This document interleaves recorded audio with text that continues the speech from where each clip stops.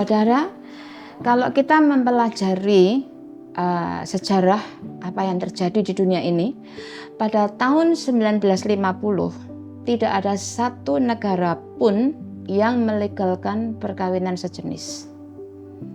Saat ini saya akan berbicara tentang sebuah gerakan yang menjadi isu global dan menjadi keprihatinan kita semua. Bukan berarti saya membenci orang yang sedang dalam kebingungan akan gendernya.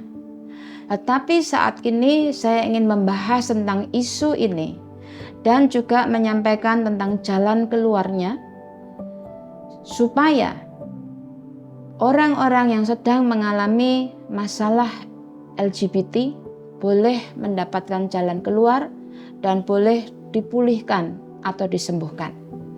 Karena agama manapun juga itu tidak ada yang menerima pernikahan sejenis. Demikian juga saya sebagai orang Kristen, saya tahu di Alkitab jelas Tuhan menciptakan laki-laki dan perempuan, tidak ada yang in between atau di sela-selanya. Bahkan ayat firman Tuhan berkata di dalam Imamat 18 ayat yang ke-22, jangan berhubungan seks dengan laki-laki seperti kalian melakukannya dengan wanita. Itu perbuatan yang menjijikan. Ini adalah perkataan firman Tuhan yang diucapkan kepada laki-laki yang melakukan hubungan seksual dengan sesama laki-laki. Tuhan menciptakan saudara itu sempurna. Ada orang yang berpikir bahwa saya salah diciptakan atau suatu kecelakaan atau suatu kebetulan.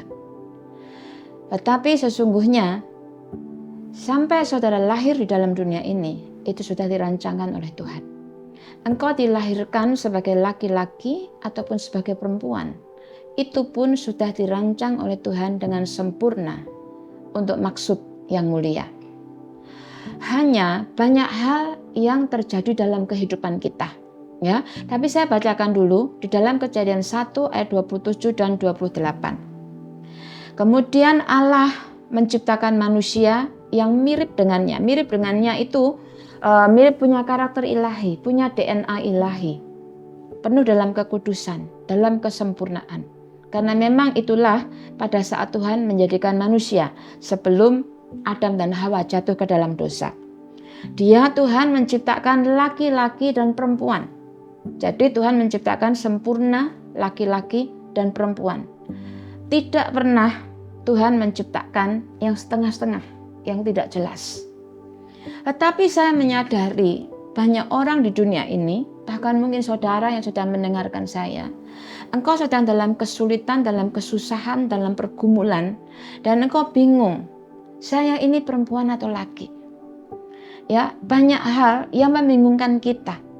Bahkan sejak kita kecil, sejak kita tumbuh remaja. Nah, ada banyak faktor memang yang menyebabkan kebingungan itu. Salah satunya saya ingin sampaikan kepada juga pasangan suami istri untuk berhati-hati ketika engkau sedang mengandung anakmu. Mungkin engkau menginginkan anak laki-laki yang akan dilahirkan atau sebaliknya. Dan mungkin saudara berpikir engkau adalah seorang yang beriman. Jadi saya imanin anak yang saya lahirkan laki. Beriman sepertinya. Tapi apakah sadar apakah itu benar beriman? Atau jangan-jangan memaksakan Tuhan dan menentang pertumbuhan hormonal dan pertumbuhan bayi yang ada di dalam janinmu. Karena hal sedemikian itu bisa membuat suatu fungsi, suatu kebingungan di dalam pertumbuhan syaraf, pertumbuhan hormonal dari bayi yang ada di dalam kandungan tersebut. Nah, lebih tragisnya lagi ketika anak itu lahir, sudah jelas lahirnya laki tapi masih dipakai pakaian yang perempuan.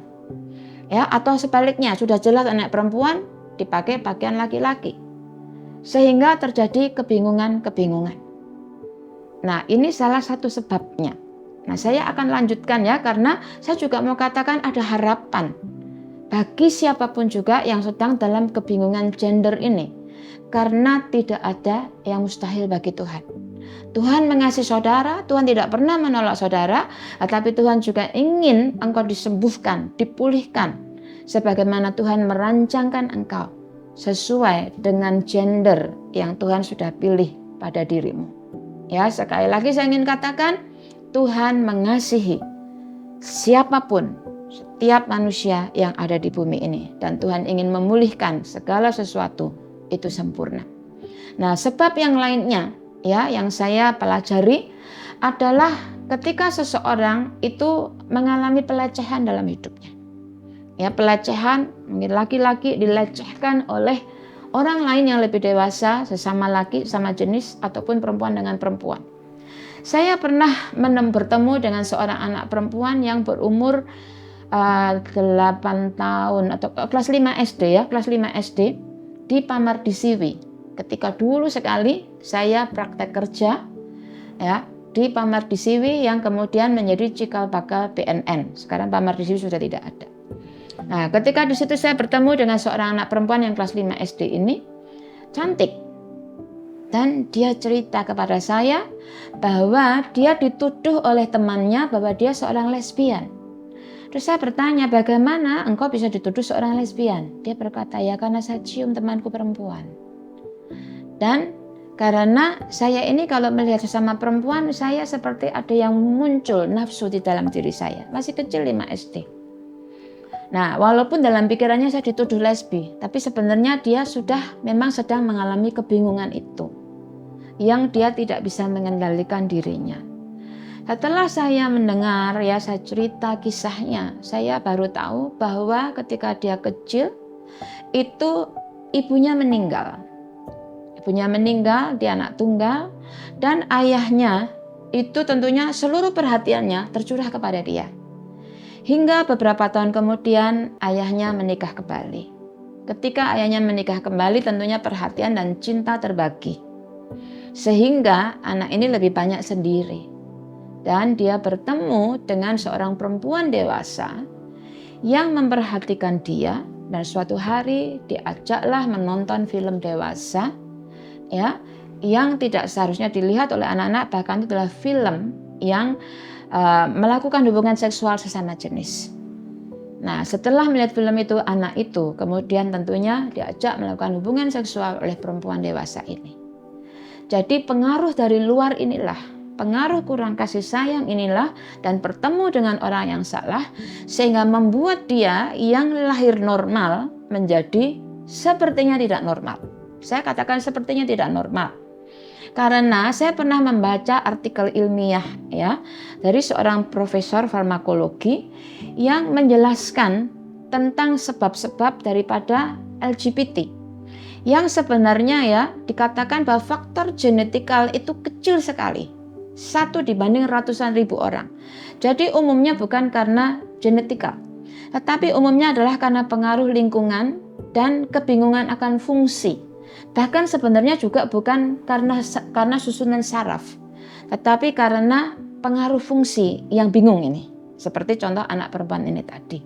Ya, jadi ada tadi pengaruh juga faktor eksternal, orang tua yang mengharapkan jenis kelamin yang berbeda. Kemudian lingkungan yang dijumpai, ya, kasih sayang yang diterima dari orang yang keliru, orang yang salah, kena pengaruh, atau dilecehkan, diperkosa oleh sesama jenis, sehingga hal itu membekas, dan karena membekas kemudian ya membekas yang melukai sangat dalam, sehingga itu mungkin menimbulkan rasa malu, sehingga orang tersebut seperti takut dan tidak berani untuk berkomunikasi atau berrelasi atau menjalin hubungan dengan lawan jenisnya.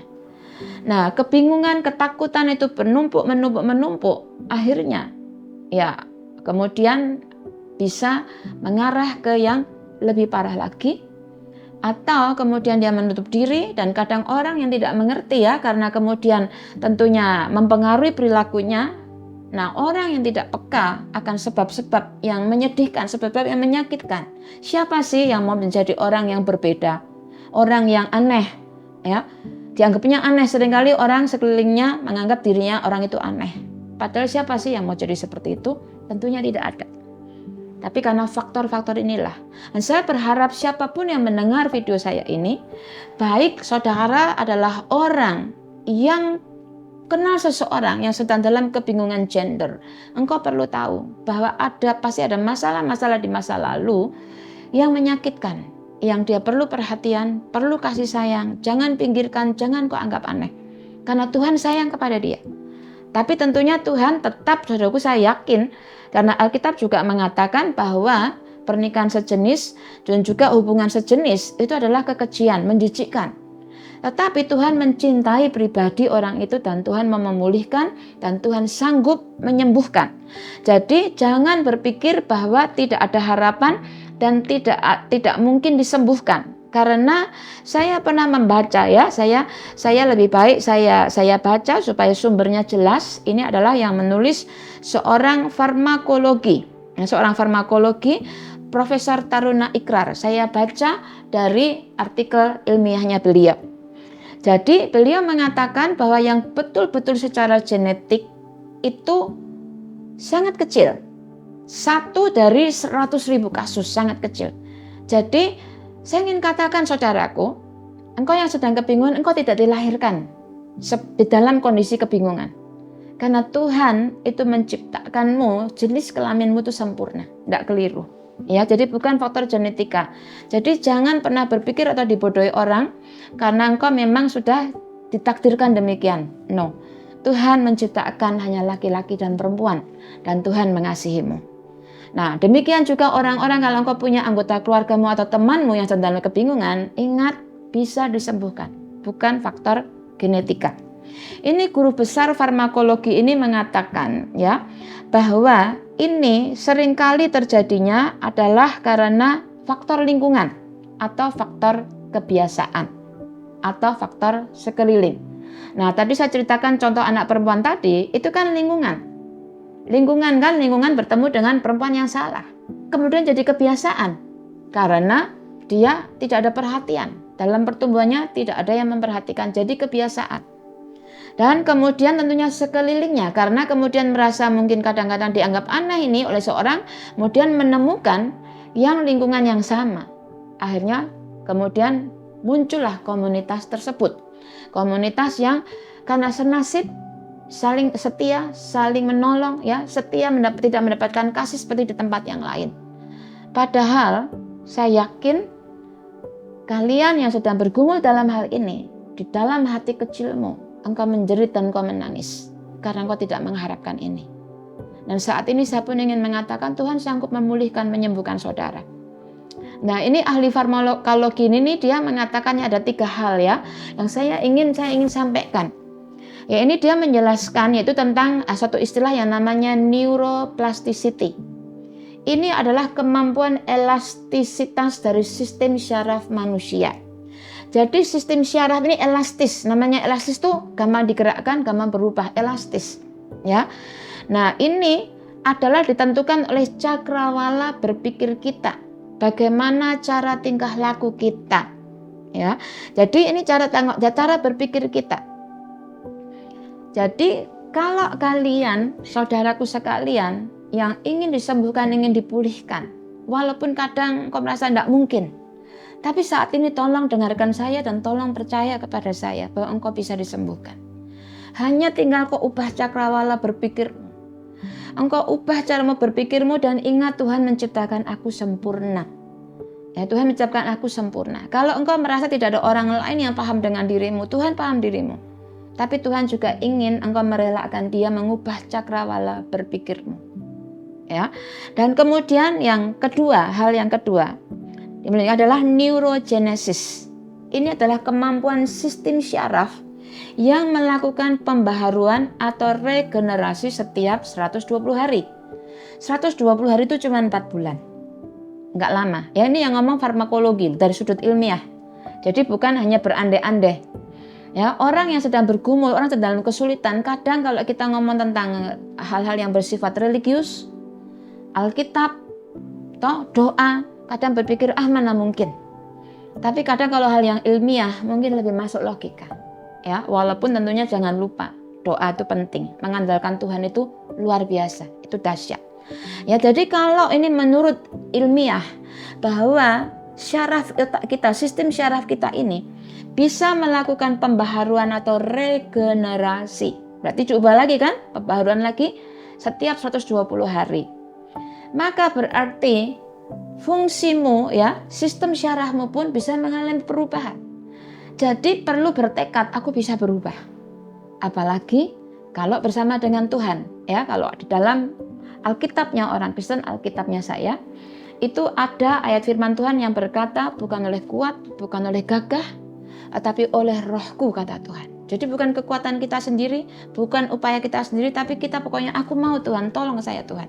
Dan Roh Tuhan yang akan menolong kita, memampukan kita, membuat cakrawala berpikir kita berubah, dan sistem syaraf kita mengalami regenerasi. Nah, untuk itu saudaraku, tentunya kita harus berhati-hati dengan apa yang kita lihat, dengan apa yang kita baca. Karena apa yang kita lihat, apa yang kita baca, dan faktor sekeliling kita itu juga mempengaruhi cakrawala berpikir kita, mempengaruhi behavior dan tingkah laku kita. Jadi, ya ini mungkin tidak mudah yang saya mau ngomongkan, tapi ayo, kau harus berani keluar dari pergaulanmu saat ini, keluar dari lingkunganmu. It's okay to be alone. Tidak apa-apa sendirian, tidak apa-apa di jalan yang sunyi, karena Tuhan tidak pernah meninggalkan engkau. Nah, di dalam kesendirianmu, di dalam kesunyianmu, Tuhan akan bisa memulihkan pengharapanmu, memberikan pengharapanmu untuk kau bisa menjadi ya yang kata orang normal. Nah, karena saya tahu engkau pun merindukan untuk bisa menjalin hubungan dengan yang perempuan dengan yang laki, laki dengan perempuan, menjalin hubungan yang sehat.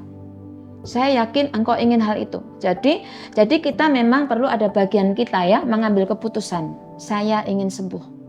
Saya harus mengubah cakrawala berpikirku. Dan kemudian yang ketiga yang disebut neurocompensation. Ini artinya adalah kelenturan proses perubahan. Jadi struktur yang ditentukan oleh aktivitas kita.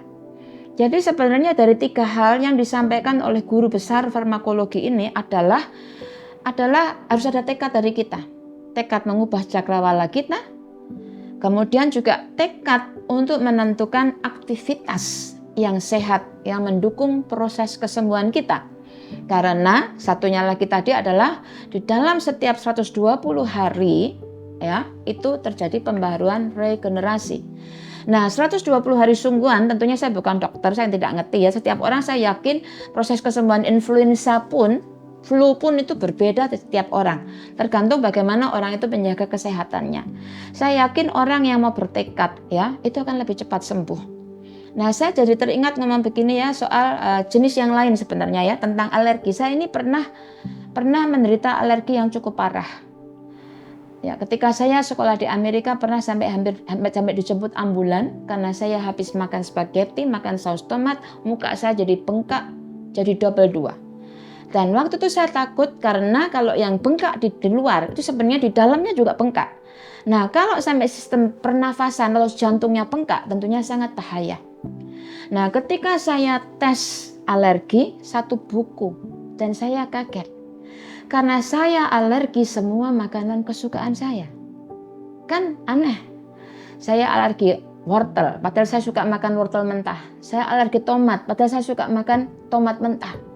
Alergi kacang, jadi saya berpikir Tuhan saya makan apa yang saya bisa karena semua makanan kesukaan saya alergi. Dan saya heran ketika kecil saya alergi ikan, tapi kemudian malah waktu itu tidak. Nah, saya dijelaskan bahwa untuk periode tahapan kehidupan tubuh kita ini, ya sekian tahun itu mengalami perubahan. Nah, jadi itu yang hal terjadi. Nah, demikian juga dalam hal masalah gender, isu gender ini. Ya, karena ini Profesor Taruna ya di dalam artikelnya, dalam tulisannya, beliau juga menegaskan ya bahwa perubahan pada diri seseorang sehingga menjadi LGBT itu bukan terjadi pada struktur otaknya, tapi kepada fungsi. Jadi, ayo jangan menyerah, jangan katakan karena memang struktur otakku sudah demikian. Ya, saudara yang punya di sekelilingnya punya orang demikian juga jangan katakan ya memang strukturnya begitu. Ya, bukan. Toh ini bukan karena struktur tadi pada fungsi. Fungsi yang bingung tadi seperti saya ceritakan. Fungsi, aku dilahirkan perempuan tapi keluargaku, orang tuaku, sekelilingku kasih saya pakaian laki-laki. Dikasih namanya laki-laki ya. Ada orang tua yang sampai nggak bisa nerima sudah lahir anak demikian. Tapi juga karena mungkin tadi yang pelecehan dan sebagainya, yang kau tidak bisa cerita kepada siapapun juga. Itu kau secara tidak langsung kau dipaksa fungsimu berubah. Nah sekarang berapapun usiamu, ayo kita kembalikan fungsimu. Karena itu bukan struktur otakmu, ya, bukan genetikmu, tidak selalu. Kita anggap bukan genetikmu, kan dikatakan menurut ilmiah hanya satu di antara sekian ratus ribu. Ya, jadi kita perlu menyadari hal ini sehingga engkau tahu bahwa ada harapan bagi diri saya. Ada harapan bagi diri saya, ya. Jadi bukan secara genetik, tapi ada harapan buat diri kita. Nah, selain itu, kenapa saya terbeban menyampaikan hal ini? Ya, karena pada saat ini marak ada gerakan LGBT di berbagai negara di dunia ini. Orang muda, para mahasiswa, engkau menjadi target. Orang-orang muda, tolong dengar saya, generasi Z, ya, engkau menjadi target. Karena apa? Karena orang muda, mahasiswa, itu adalah masa-masa di mana engkau mengalami kegalauan, engkau masih mencari identitas dirimu. Ya, di dalam kegalauan, kadang-kadang orang muda karena krisis identitas, engkau merasa tidak ada orang yang sayang kepada saya. Tidak ada orang yang peduli kepada saya. Kita salah menafsirkan sikap orang dan orang juga salah menafsirkan sikapnya kita. Dan di dalam kegalauannya, ya mungkin kau jauh daripada orang tuamu, engkau kos berjuang di tempatnya orang, di negara orang, atau di kota yang lain, dan kau mempertemukan orang yang peduli kepadamu. Tetapi orang itu juga ternyata ya sedang berusaha untuk melakukan gerakan-gerakan tersebut. Dan bahkan yang sudah terlibat dalam gerakan ini pun, ya saya pun mau mengatakan kau sebenarnya adalah korban dari sesuatu di masa lalu. Jadi jangan lanjutkan gerakan yang kau terlibat di dalamnya, lebih baik kau keluar dan bertekad untuk berubah dan minta Tuhan menolong engkau. Karena bagi orang-orang yang tidak mau berubah, gerakan ini sengaja ya, gerakan ya, bukan hanya gaya hidup, gerakan yang berusaha menyasar para mahasiswa. Kan tadi saya sudah katakan, karena para mahasiswa itu adalah generasi galau identitas dan punya kebebasan tinggi karena kokos ya, karena banyak petugas di luar. Dan kemudian target keduanya adalah institusi akademik, perguruan tinggi. Karena apa? Karena gerakan itu sedang membutuhkan legitimasi hukum, ya, berusaha untuk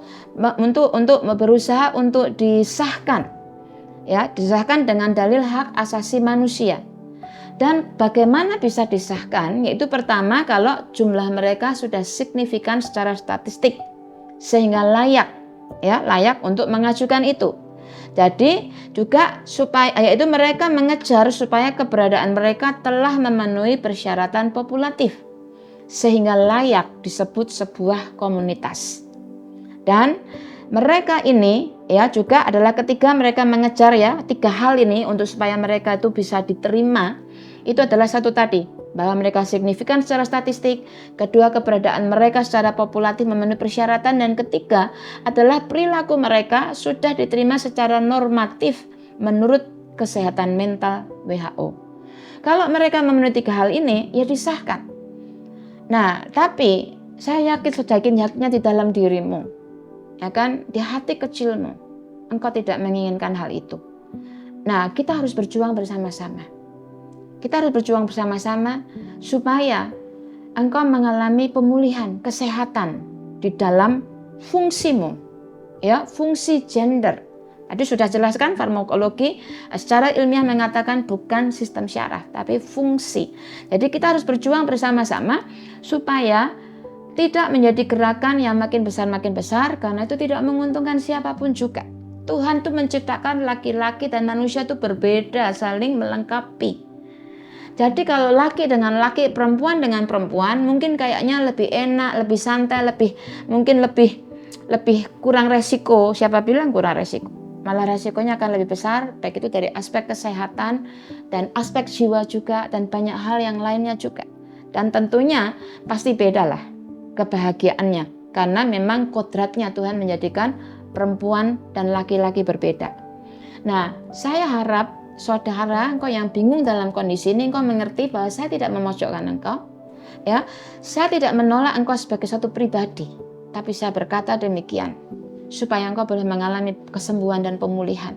Karena saya yakin tetap ada harapan, tetap engkau bisa mengalami pemulihan dan kesembuhan.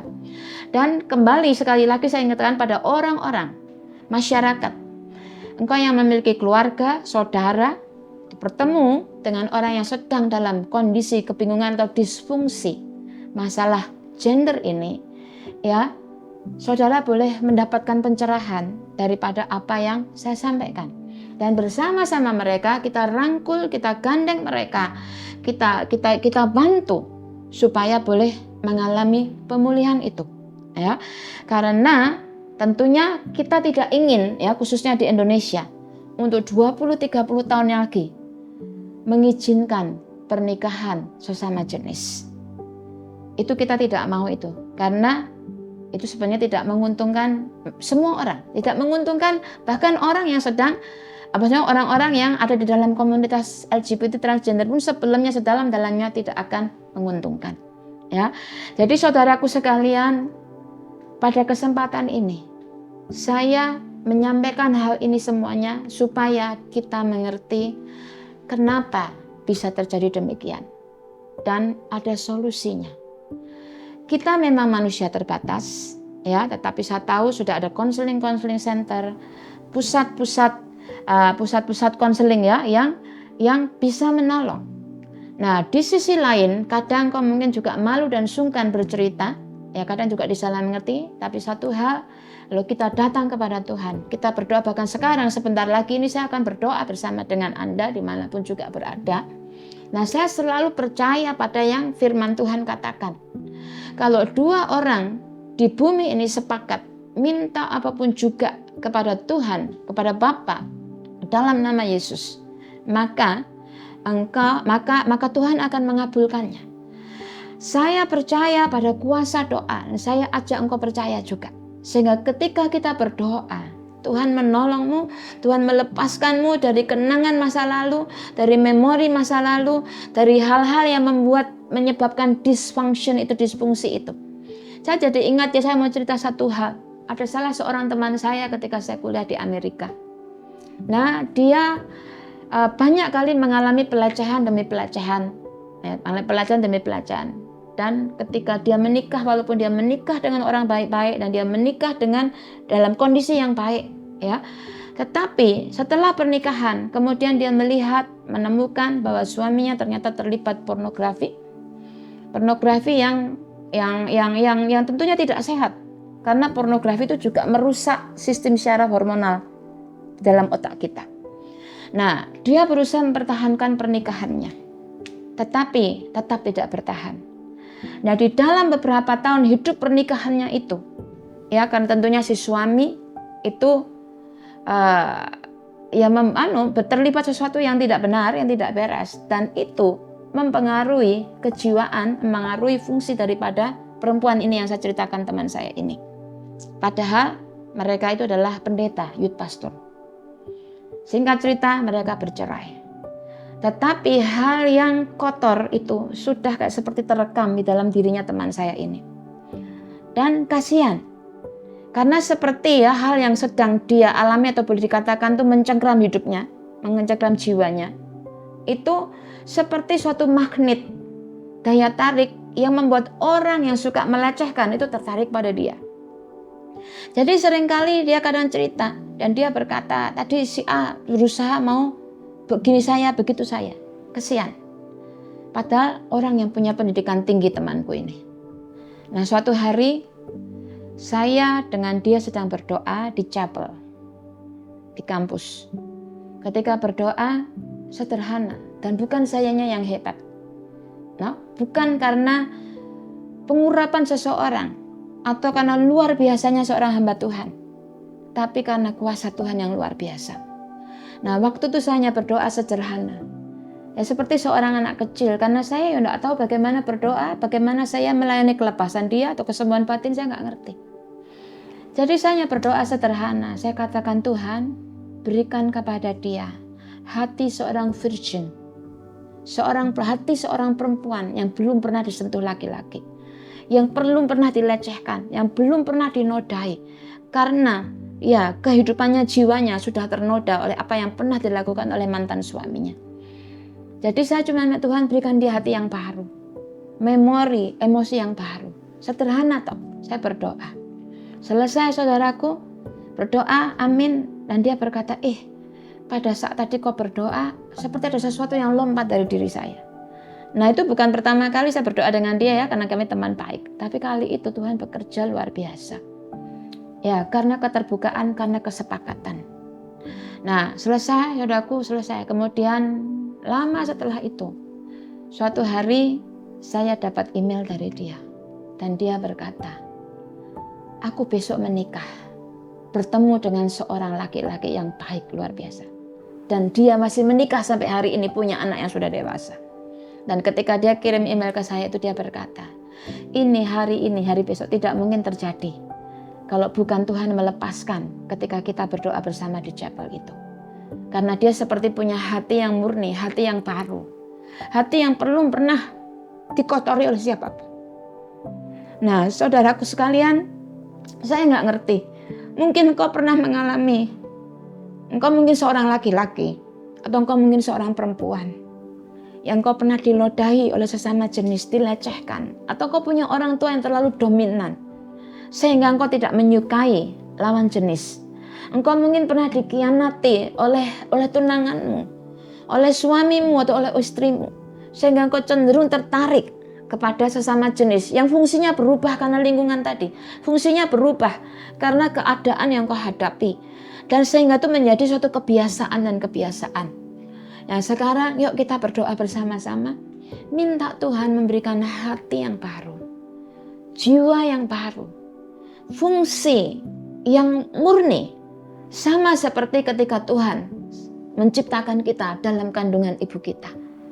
Karena tertulis di dalam Mazmur 139 ayat 16 dan seterusnya, Tuhanlah yang menganyam kita, menenun tulang kita, setiap bagian organ tubuh kita di dalam kandungan ibu kita. Tidak ada kebingungan di dalam prinsip ilahinya Tuhan. Tidak ada kesalahan di dalam cara Tuhan menciptakan kita. Itu utuh sempurna.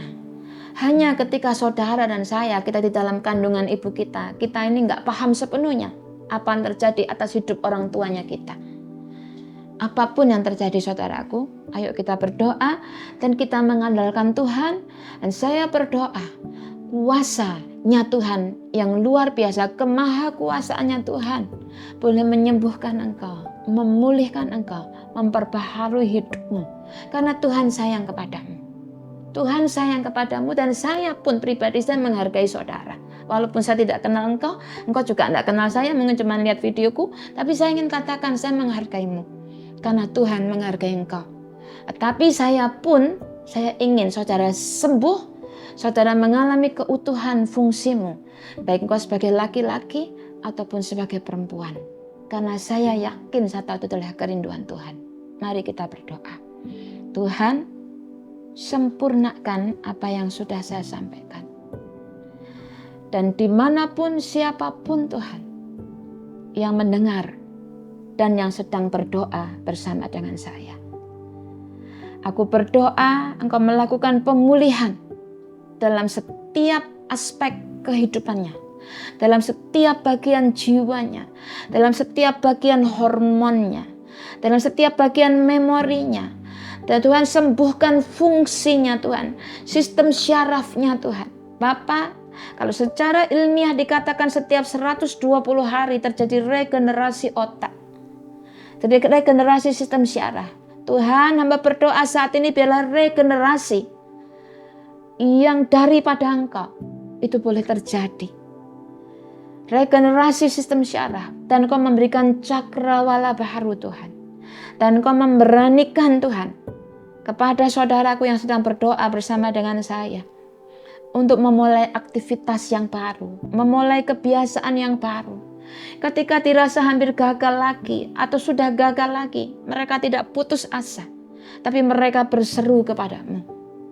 Tuhan, aku berdoa juga, biarlah Bapa masing-masing boleh mengampuni dirinya sendiri, menerima dirinya sendiri, karena Engkau mengasihi kami semuanya Tuhan, dengan kasih yang kekal. Aku berdoa Tuhan, berikan hati yang baru. Berikan jiwa yang baru. Kemurnian yang daripada Engkau. Berikan hati yang baru Tuhan. Dari ujung kepala sampai ujung kaki. Sistem syaraf, sistem hormonal. Tuhan, fungsi. Apapun juga Tuhan yang perlu dipulihkan. Mari Engkau pulihkan. Supaya ada kelepasan, ada kebebasan terjadi. Tuhan, aku berdoa patahkan setiap rantai kenangan masa lalu, setiap rantai trauma, luka masa lalu. Dipatahkan di dalam nama Yesus. Dan biarlah kehidupan yang baru boleh terjadi. Bapa, aku berdoa Tuhan, aku minta tanda ajaib mujizat terjadi. Supaya Tuhan yang berdoa bersama saat ini boleh mengalami kesaksian, boleh mengalami terobosan, boleh mengalami pembaharuan. Dan seluruh kemuliaan hanya bagi nama-Mu Tuhan Yesus. Terima kasih Tuhan. Terima kasih Bapa. Terima kasih Tuhan. Tuhan, ketika saudaraku yang mendengar dan berdoa bersama saya saat ini merasa sunyi dan sendirian, biarlah hadirat-Mu boleh dirasakan. Kehadiran-Mu boleh dirasakan. Karena Engkau tidak pernah meninggalkan dia. Terima kasih Tuhan. Kesembuhan terjadi, pemulihan terjadi. Dan hamba berdoa juga Tuhan untuk keluarga, sahabat, sekelilingnya. Supaya boleh punya pengertian dan kasih yang daripada Engkau. Dan bersama saling mendukung, saling menolong. Untuk kesembuhan yang sempurna itu terjadi. Terima kasih Bapa. Di dalam nama-Mu Tuhan Yesus, hamba berdoa. Amin.